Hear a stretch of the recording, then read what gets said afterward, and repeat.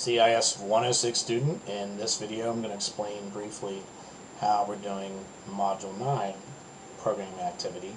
We've already taken a brief look at as to what decision structures are in Java, so we should be able to demonstrate some kind of understanding of how to apply the use of them in a Java program, and that's exactly what we're doing with the Module 9 activity.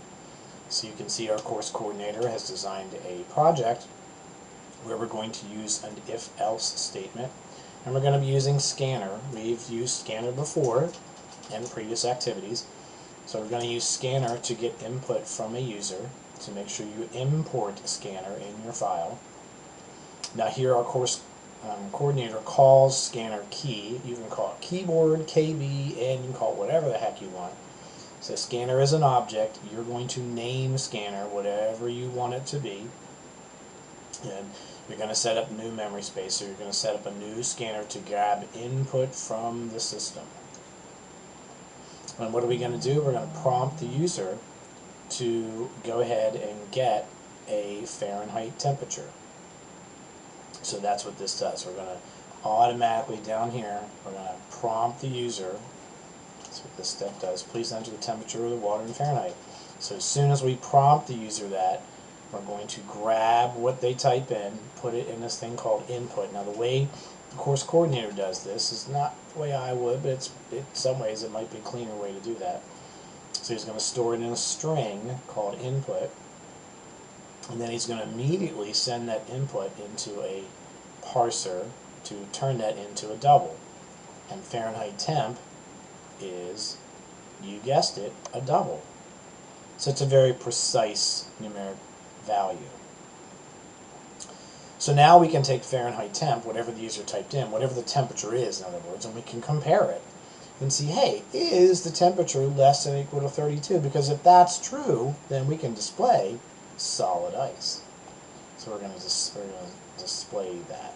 So when he says state, there is, he has a string called state.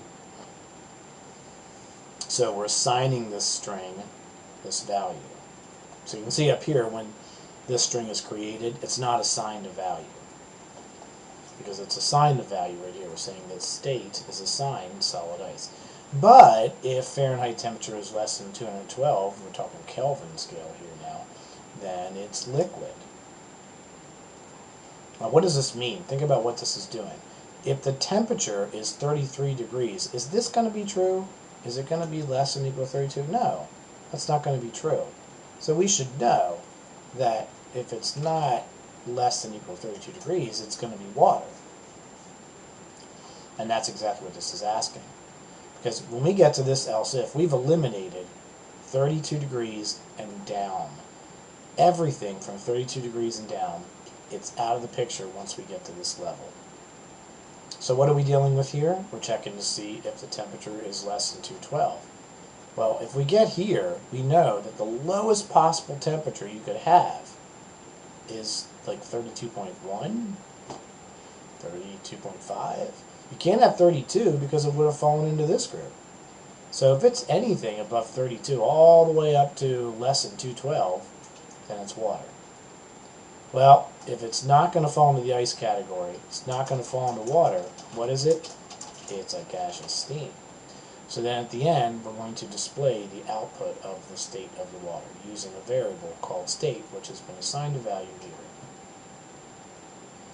So make sure that you create this file. You're going to call waterstate.java. Please submit your Java file called waterstate. And you should do some test cases. Make sure this is an example of a test case. Do some test cases and make sure you get the output you expect. So this is essentially piggybacking on the introduction of an idea of a decision structure using if and else. That is Module 9.